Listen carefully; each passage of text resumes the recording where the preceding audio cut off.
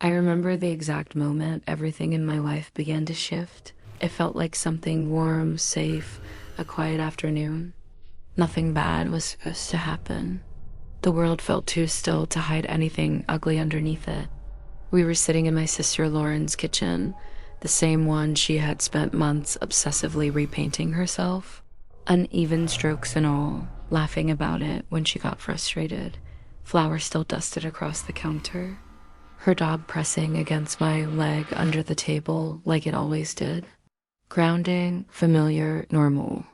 She looked at me in a way I couldn't quite place, gathering courage for something heavier, tapping her nails against her mug, a rhythm that didn't match her usual confidence. Lauren was never unsure. She owned every room. But that day, a flicker of something unsettled. Then she said it quickly, wanting me to stand beside her on the most important day of her life. I laughed. It felt obvious, inevitable. Of course I would be there. She was my sister. I hugged her tightly, meaning it, holding on longer. But her hug felt brief, distracted. I didn't question it then.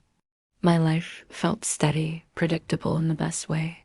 I had a job I didn't love, but didn't hate. A small apartment that felt like independence. And a relationship I believed in. Ethan had been in my life long enough. Everything between us felt settled, like we had already done the hard work. We had routines, habits, quiet understandings that felt like proof of something lasting. Lauren had always liked him, or at least that's what I thought. She had always been protective of me, especially when it came to the people I let close. But with him, she seemed relaxed, even approving, telling me once that he balanced me out, that I seemed calmer with him, and I believed her. I believed all of it.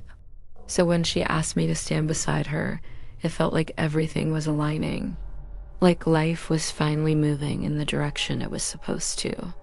And I didn't notice the small cracks at first because they were just that small. Easy to ignore, a laugh shared across a table that I wasn't part of. A glance held a second too long, nothing you could point to and call wrong, but enough to leave a quiet discomfort sitting in my chest, something I brushed off.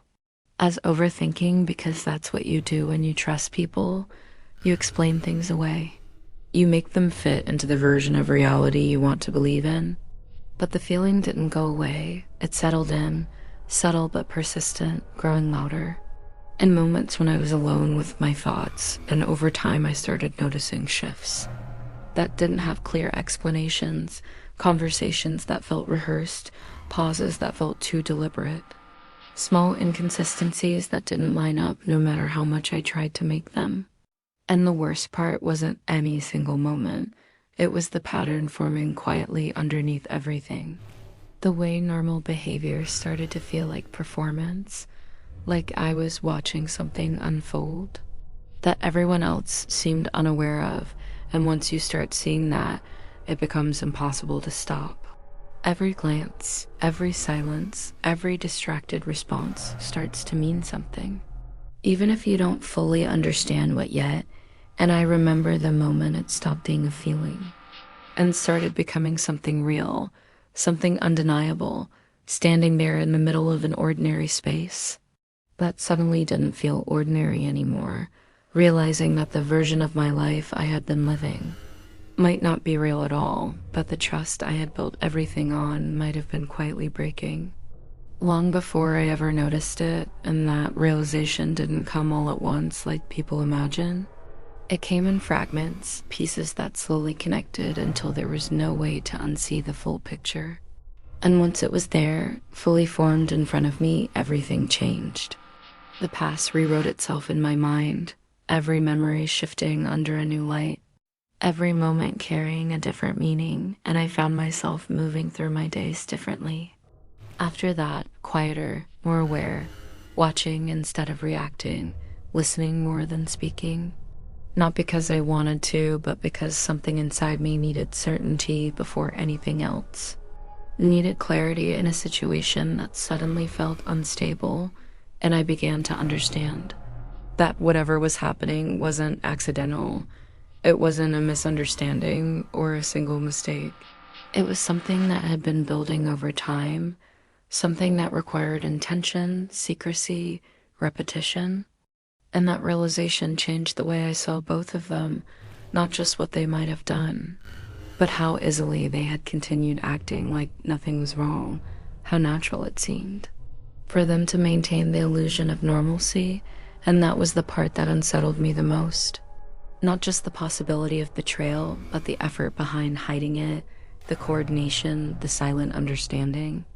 That allowed it to exist without being exposed, and I realized that if I wanted the truth, I wasn't going to get it by asking questions, because questions give people the opportunity to shape answers, to control narratives, to protect themselves. So instead I watched, I paid attention. I let things unfold without interference, and what I saw confirmed what I had been trying not to accept. That the reality I had trusted was no longer intact, that something fundamental had shifted.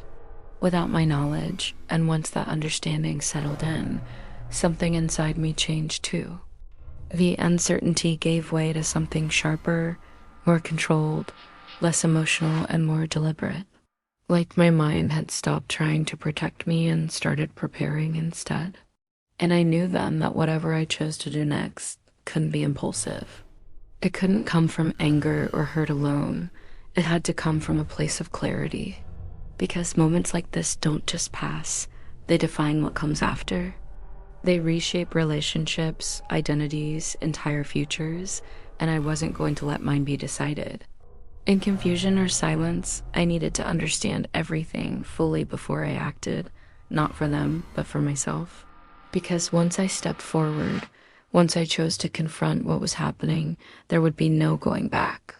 To the version of my life that existed before that quiet afternoon in my sister's kitchen. And deep down, I already knew that version was gone anyway, replaced by something more complicated, more painful, but also more real. And for the first time since all of it began, I stopped hoping things would make sense again and started accepting that maybe they weren't meant to. Maybe the truth wasn't something that would bring comfort, but something that would force change.